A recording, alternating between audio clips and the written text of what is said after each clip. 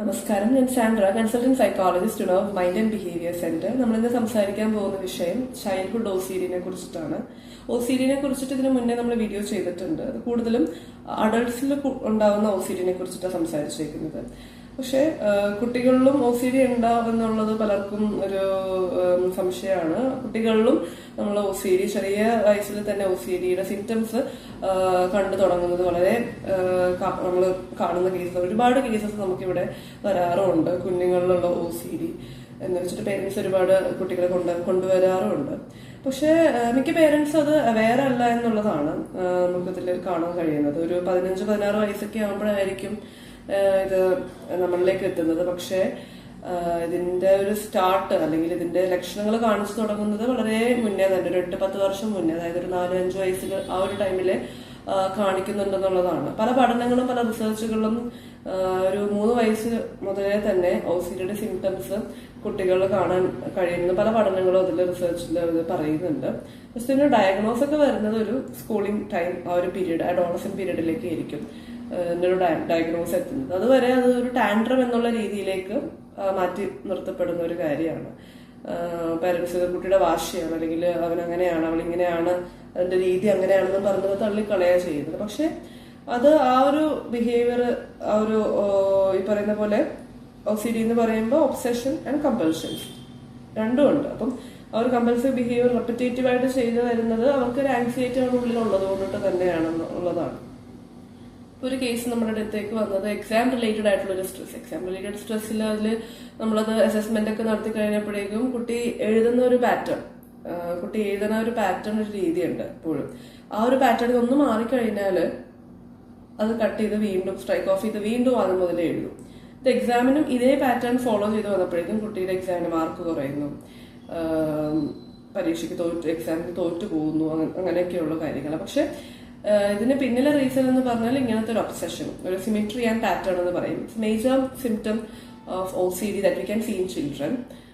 Even LKG UKG പഠിക്കുന്ന കുട്ടികളിൽ നമ്മൾ ഒന്ന് ജസ്റ്റ് ഒന്ന് നോക്കുകയാണെങ്കിൽ അവരിൽ ഒരു കയ്യിൽ തന്നെ പെൻസിലും ഇവൻ റേസറൊക്കെ കാണാൻ പറ്റും. അപ്പോൾ അത് എന്താണെന്ന് വെച്ചാൽ കൂടുതലും ഈ പെൻസിലും ഇറേസറും അത് എവിടെ എഴുതി വീണ്ടും റേസ് ചെയ്യും, എഴുതി മായ്ക്കും. അപ്പൊ ഇത് റിപ്പറ്റേറ്റീവ് അപ്പൊ ഇത് ചിലപ്പോൾ മായ്ക്കേണ്ട ഒരു ആവശ്യകത ഉണ്ടാകും, പക്ഷെ എന്നാലും അവർ മായ്ക്കും. കാരണം അത് എന്നാലും മാത്രം അവർക്ക് സാറ്റിസ്ഫാക്ഷൻ ഉണ്ടാകും. എന്നിട്ട് അവർ അടുത്തൊരു ഇതിലേക്ക് മൂവ് ചെയ്യുള്ളൂ. അപ്പോൾ ഇതിന്റെ വേറെ ഈ ഒരു സിമെട്രി ആൻഡ് പാറ്റേണിന്റെ വേറൊരു ഫോം ഓഫ് ബിഹേവിയർ എന്ന് പറഞ്ഞാൽ നമുക്ക് കാണാൻ കഴിയുന്നത് ഇവൻ നടക്കുന്ന രീതിയിൽ നടക്കുന്ന ഒരു രീതി ഉണ്ടാവും, ഒരു പാറ്റേൺ ഉണ്ടാവും, ആ രീതിയിൽ അവർ നടക്കുള്ളൂ. പിന്നെ പറയാനാണെങ്കിൽ ജമ്പ് ചെയ്യുന്നത്, ഒരു അപ്പ് ആൻഡ് ഡൗൺ ജമ്പ് ചെയ്യുക റെപ്പിറ്റേറ്റീവ് ആയിട്ട്. ചിലപ്പോൾ അവർക്ക് ഈ ടെൻഷനൊക്കെ വരുമ്പോൾ അവർ ടാപ്പ് ചെയ്തുകൊണ്ടിരിക്കും, ഒരു സ്ഥലത്തേക്ക് ടാപ്പ് ചെയ്യുക, ചിലപ്പോൾ ഇടിക്കുക. ഈവൻ ചില ബോഡി പാർട്സിൽ അവർ ടച്ചിലൂടെ അവർ ആ ഒരു കമ്പൽസീവ് ബിഹേവിയർ കാണിക്കും. ചിലപ്പോൾ മദർലി അറ്റാച്ച്മെന്റ് ആയിട്ട് എപ്പോഴും അമ്മയുടെ ഡ്രസ്സിൽ എപ്പോഴും ടച്ച് ചെയ്തുകൊണ്ടിരിക്കുക. അപ്പൊ ഇതൊക്കെ ഇത്തരത്തിലുള്ളൊരു പാറ്റേൺ ഓഫ് കമ്പൽസീവ് ബിഹേവിയർ നമുക്ക് കാണാൻ കഴിയും കുഞ്ഞുങ്ങളിൽ. അപ്പോൾ ഇത് വലിയൊരു പ്രശ്നങ്ങൾ സൃഷ്ടിക്കാത്തത് കൊണ്ടിട്ട്, വലിയ ഒരു പ്രോബ്ലംസ് ഒന്നും അങ്ങനെ ക്രിയേറ്റ് ചെയ്യാത്തതുകൊണ്ട് ഇത് നമ്മൾ അങ്ങോട്ട് തള്ളിക്കളയും, പേരൻസ് ആണെങ്കിലും. പക്ഷെ ഇത് എപ്പോഴാണ് ഇത് ട്രീറ്റ് ചെയ്യേണ്ടതെന്ന് ചോദിച്ചാൽ, നോർമൽ ആക്ടിവിറ്റീസ്, കുട്ടിയുടെ ദൈനംദിന ജീവിതത്തിന്റെ ഡേ ടു ഡേ ഫംഗ്ഷനിങ്ങിനെ എഫക്ട് ചെയ്ത് വരുമ്പോഴാണ് ഇതൊരു തെറാപ്പിസ്റ്റിന്റെ അടുത്തേക്ക് നമ്മൾ കുട്ടീനെ എത്തിക്കേണ്ടത്. അപ്പോൾ എപ്പോഴും ഒരു ആഫ്റ്റർ ഒരു സ്കൂളിങ്ങിനൊക്കെ സ്റ്റാർട്ട് ചെയ്ത് കഴിയുമ്പോഴായിരിക്കും, ചിലപ്പോൾ ക്ലാസ് റൂമിലായിരിക്കും ഇങ്ങനത്തെ ഒബ്വിയസ് ആയിട്ടുള്ള ചില ബിഹേവിയേഴ്സ് ടീച്ചേഴ്സ് നോട്ട് ചെയ്യാം, അല്ലെങ്കിൽ ഈവൻ പിയർ ഗ്രൂപ്പ് ഫ്രണ്ട്സിനിടയിൽ അവർ നോട്ടീസ് ചെയ്തിട്ടുണ്ടാവും. ചിലപ്പോൾ അവരുടെ ടെൻഷനൊക്കെ കൂടി വരുമ്പോൾ ഇത് വളരെ എവിഡന്റ് ആയിട്ട് ഈ ഒരു ബിഹേവിയർ കാണിക്കാം കുഞ്ഞുങ്ങളിൽ. അപ്പോൾ അപ്പോഴാണ് നമ്മളതൊരു തെറാപ്പിസ്റ്റിന്റെ അടുത്തേക്കൊക്കെ എത്തിക്കേണ്ടത്. പല ടൈപ്സ് ഓഫ് ഒബ്സെഷൻസ് നമുക്ക് കാണാൻ കഴിയും. അഗ്രസീവ് ഒബ്സെഷൻ ഉണ്ട്, അതുപോലെ തന്നെ കണ്ടാമിനേഷൻ ഒബ്സെഷൻസ് ഉണ്ട്. അഗ്രസീവ് ഒബ്സെഷൻസ് അല്ലെങ്കിൽ വയലന്റ് ഒബ്സെഷൻസ്. ചില കുഞ്ഞുങ്ങൾ വളരെ അഗ്രസീവ് ആയിട്ടുള്ള ലാംഗ്വേജ് റിപ്പീറ്റേറ്റീവ് ആയിട്ട് യൂസ് ചെയ്യുക, ചിലപ്പോൾ ഒരു സാധനങ്ങൾ ദേഷ്യം വലിച്ചെറിയുക, അങ്ങനെ വയലന്റ് റിയാക്ഷൻസ് അവർ കാണിക്കാം, irrespective of the social situations they are around.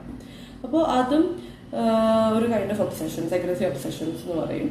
അപ്പോൾ അതും നമ്മൾ ട്രീറ്റ് ചെയ്ത് മാറ്റേണ്ട ഒരു കാര്യമാണ്.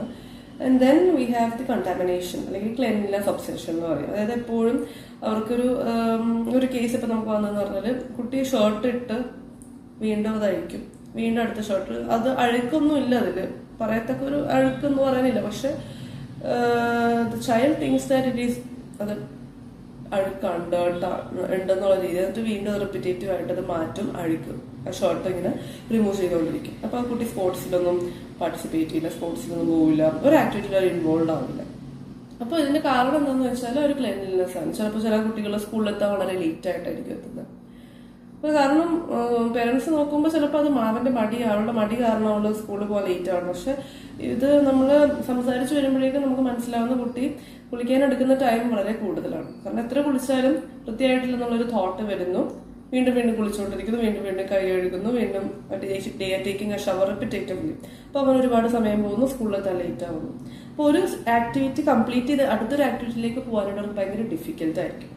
അപ്പോൾ നമ്മൾ ഇത്തരത്തിലുള്ള ഇതിനെ നമ്മൾ മിസ്സലേനിയസ് ഒബ്സെഷൻസ് നമ്മൾ കാറ്റഗറൈസ് ചെയ്യാറുണ്ട്. പക്ഷെ ഇതിനെപ്പോഴും ഒരു ഫിയറിന്റെ ഒരു എലമെന്റ് ഉണ്ടെന്നുള്ളതാണ്. അതായത് ഒരു കുട്ടി ഒരു കമ്പൽസറി ബിഹേവിയറിൽ ഏർപ്പെടുമ്പോൾ it's not only because of obsession മാത്രമായിരിക്കും, ചിലപ്പോൾ അതിന്റെ പിന്നിലെ ഒരു ഫിയർ എലമെന്റ്, അതായത് ഫോർ എക്സാമ്പിൾ സേ ഒരു ഡെത്ത് തോട്ട്സ്, അതായത് ഒരു പേരൻസ് അച്ഛനമ്മയ്ക്ക് എന്തെങ്കിലും സംഭവിക്കുമോ എന്നുള്ളൊരു പേടി കാരണം. അപ്പോൾ ചില കമ്പൽഷൻസ് ചെയ്യുന്നതിന് പിന്നിൽ ഒരു സ്റ്റോറി ഉണ്ടാവും. അതായത് ഒരു ഒബ്സഷൻ തോട്ട് കുറയ്ക്കാൻ വേണ്ടി മാത്രമായിരിക്കില്ല. അപ്പൊ ആ ഒരു ഫിയർഫുൾനെസ് മറയ്ക്കാൻ വേണ്ടിയിട്ടും എന്ത് ചെയ്യാം, അവർ ആ ഒരു കമ്പൽസറി ബിഹേവിയർ റെപ്പിറ്റേറ്റീവ് ആയിട്ട് ചെയ്യാം. ഇവിടെ വേറൊരു കേസ് വന്നത് ഒരു കുട്ടി പാരന്റ്സ് കൊണ്ടുവന്നൊരു കേസാണ്. അതായത് കുഞ്ഞിനെപ്പോഴും ഭയങ്കര ദേഷ്യമാണ്, എപ്പോഴും ആളുകളോട് എപ്പോഴും ഭയങ്കര ദേഷ്യപ്പെടും. ചില കുട്ടികൾ ആ കുട്ടിയുടെ റൂമിലേക്ക് കയറ്റി വിടൂല, അവരോടൊക്കെ ഭയങ്കര ദേഷ്യമാണ്. പക്ഷെ നമ്മള് കുട്ടിനോട് സംസാരിച്ചു വന്നപ്പോഴേക്കും ഇവൻ പാരന്റ്സിനോട് ഏതൊക്കെ സാഹചര്യങ്ങളാണ് കൂടുതൽ ദേഷ്യപ്പെടുന്നതെന്ന് ചോദിച്ചപ്പോൾ പറഞ്ഞത്, കുട്ടി ഇപ്പോൾ കുട്ടി എന്നും അടിച്ചു വരാറുണ്ട് വീട്. അപ്പൊ അടിച്ചു വരുന്ന സമയത്ത് ആരെങ്കിലും അതുവഴി പാസ് ചെയ്ത് കഴിഞ്ഞാൽ അപ്പോൾ അത് വീണ്ടും ആ കുട്ടി അടിക്കേണ്ടി വരുന്നു. അപ്പൊ അങ്ങനെ പാസ് ചെയ്ത് കഴിയുമ്പോൾ അപ്പൊ അവരോട് ഭയങ്കര ദേഷ്യം. അത് ആരാണെന്നൊന്നുമില്ല, ആര് അതുവഴി പാസ് ചെയ്താലും അവരോട് ഭയങ്കരമായിട്ട് ദേഷ്യപ്പെടും, ഷൗട്ട് ചെയ്യും. പിന്നെ അപ്പുറത്തെ വീട്ടിലെ നെയ്ബർ കുഞ്ഞു കുട്ടികളൊക്കെ റൂമിലേക്ക് കയറി വന്നു കഴിഞ്ഞാലും അപ്പോഴും ദേഷ്യമാണ്. കാരണം എന്താണെന്ന് വെച്ചാൽ ഈ പറയുന്ന കുട്ടിയുടെ റൂമിൽ ഓരോ പെന്നിട്ട് വെച്ചിരിക്കുന്നതും പല കളേഴ്സ് പല രീതിയിലായിരിക്കും, ഒരു അറേഞ്ച്ഡ് ഫോം ഉണ്ടാവും. ആ രീതിയിലാണ് ആ കുട്ടി പോയിക്കൊണ്ടിരിക്കുന്നത്. അപ്പോൾ അവരുടെ അലമാരയിലാണെങ്കിലും ഒരു സാധനങ്ങൾ വെക്കുന്നത്, വാർഡ്രോബിൽ ഡ്രസ്സുകൾ വെക്കുന്നത്, എല്ലാം വളരെ ഓർഗനൈസ്ഡ് ആയിട്ട് വെക്കുന്നത്. അപ്പൊ ഈ കുട്ടികൾ ഇത് വന്നിട്ട് ഇതെല്ലാം ഡിസോർഗനൈസ് ചെയ്യുമ്പോഴേക്കും അത് ആളിന് ഭയങ്കര ആങ്സൈറ്റി ക്രിയേറ്റ് ചെയ്യും, അങ്ങനെ ദേഷ്യപ്പെടുന്നു. അപ്പൊ കുട്ടികൾ വരുന്നത് ഇഷ്ടമല്ലാത്തതുകൊണ്ടിട്ടില്ല, പക്ഷെ കുട്ടികൾ വന്നു കഴിഞ്ഞാൽ ഇങ്ങനെയുള്ള ചില ചേഞ്ചസ് വന്നു കഴിയുമ്പോഴേക്കും ഈ കുട്ടിക്ക് അത് എടുക്കാൻ ഷി കനോട്ട് ടേക്ക് ദാറ്റ്. അപ്പൊ അങ്ങനെ ഒരു കേസ് വന്നിട്ടുണ്ടായിരുന്നു. അപ്പൊ അത് ഒരു കൈൻഡ് ഓഫ് പെർഫെക്ഷനിസ്റ്റ് അല്ലെങ്കിൽ ഒരു ഓർഡർലിനെസ്. അപ്പൊ അതൊരു ഒബ്സസീവ് കമ്പൽഷൻ ബിഹേവിയറിന്റെ ഒരു സിംറ്റമാണ് പിന്നീട് മനസ്സിലായത്. അതുപോലെ തന്നെ ഒരു 5 വയസ്സുള്ള ഒരു കുട്ടിയാണ്. ഈ കുട്ടി അച്ഛനോട് എപ്പോഴും വളരെ ഒരു കാര്യം പറഞ്ഞത് തന്നെ വീണ്ടും വീണ്ടും പറഞ്ഞുകൊണ്ടിരിക്കും. ഒരു കാര്യം അച്ഛനോട് പറഞ്ഞു, വീണ്ടും അത് തന്നെ ഇങ്ങനെ റിപ്പീറ്റേറ്റീവ് ആയിട്ട് പറഞ്ഞുകൊണ്ടിരിക്കും.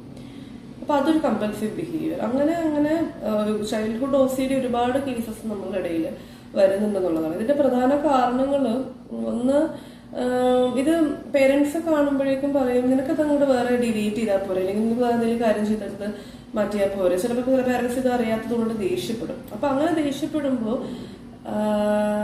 അത് അവരിൽ കൂടുതൽ ആ സിറ്റുവേഷൻ ആ കണ്ടീഷൻ വേഴ്സ് ആക്കുകയാണ് ചെയ്യുന്നത്.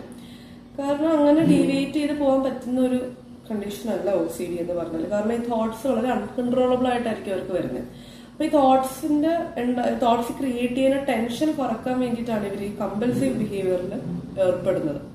റെപ്പിറ്റേറ്റീവ് ആയിട്ട് കമ്പൽസീവ് ബിഹേവിയറിൽ ഏർപ്പെടും, ടെൻഷൻ കുറയും, പിന്നെ ഈ തോട്ട് വരും, അത് ആ ടെൻഷൻ ക്രിയേറ്റ് ചെയ്യും, ഇത് കുറയ്ക്കാൻ വേണ്ടി വീണ്ടും കമ്പൽസീവ് ബിഹേവിയറിൽ ഏർപ്പെടും.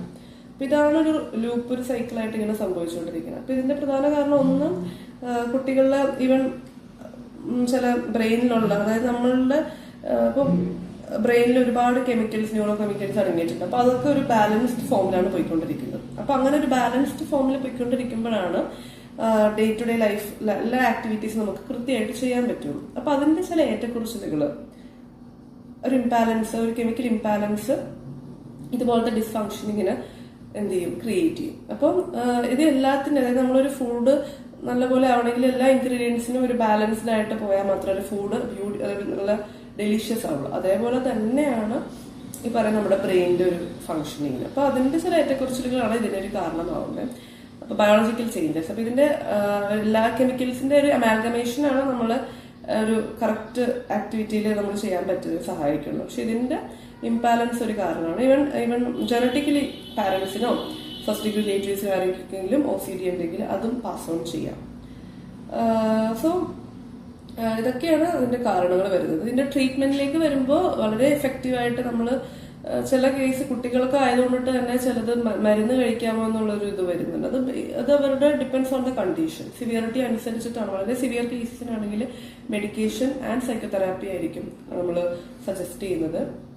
മൈൽഡ് കേസൊക്കെ ആണെങ്കിൽ നമുക്ക് സൈക്കോതെറാപ്പി തന്നെ മതിയാവും. ബിഹേവിയറൽ തെറാപ്പി, വളരെ എഫക്റ്റീവ് ആയിട്ടുള്ള കോഗ്നിറ്റീവ് ബിഹേവിയറൽ തെറാപ്പീസ് ഒക്കെ യൂസ് ചെയ്തിട്ട് തന്നെ നമുക്കത് ചേഞ്ച് ചെയ്യാൻ പറ്റുന്ന ഒരു കണ്ടീഷനാണ് കുട്ടികളിൽ. അതുപോലെ തന്നെ എക്സ്പോഷർ തെറാപ്പി, ഗ്രാജുവലി ഇത്തരത്തിലുള്ള സിറ്റുവേഷൻസ് അവർക്ക് പേടിയുള്ളതും അതൊക്കെ അവർ എക്സ്പോസ്ഡ് ആവുക വളരെ in A controlled environment with the help of A therapist. And also ഇപ്പൊ മെഡിസിൻസിലേക്ക് വരുമ്പോഴേക്കും കൂടുതലും സെറട്ടോണിക് റിയപ്റ്റിക് ഇൻഹിബിറ്റേഴ്സ് SRIs ഉൾപ്പെടുന്ന മെഡിക്കേഷൻസ് മെഡിക്കൽ മാനേജ്മെന്റിലേക്ക് വരുമ്പോൾ കൂടുതലും കൊടുക്കുന്നത്. പിന്നെ കുട്ടികളുടെ ഒരു ഗുണം എന്താണെന്ന് വെച്ചാൽ അവരുടെ ബ്രെയിൻ വളരെ ഫ്ലെക്സിബിൾ ആണ്. ഒരു വാക്സി ഫ്ലെക്സിബിലിറ്റി ഉള്ളതുകൊണ്ടിട്ട് തന്നെ പ്രോഗ്നോസിസ്, അതിന്റെ റിസൾട്ട് വളരെ പെട്ടെന്ന് തന്നെ നമുക്ക് കാണാൻ കഴിയും എന്നുള്ളതാണ്. സോ കുഞ്ഞുങ്ങളിലും ഇത്തരത്തിലുള്ള ലക്ഷണങ്ങൾ കാണിക്കുകയാണെങ്കിൽ നമ്മൾ അത് സിവിയർ ആയിട്ട് അവരുടെ ഡേ ടു ഡേ ലൈഫിൽ എഫക്ട് ചെയ്യുന്നുണ്ടെങ്കിൽ എന്തായാലും ഒരു ക്ലിനിക്കൽ സൈക്കോളജിസ്റ്റിനെ അല്ലെങ്കിൽ ഒരു ഈ പറയുന്ന സൈക്യാട്രിസ്റ്റിനെ എന്തായാലും കൺസൾട്ട് ചെയ്യുക എന്നുള്ളതാണ്. Thank you.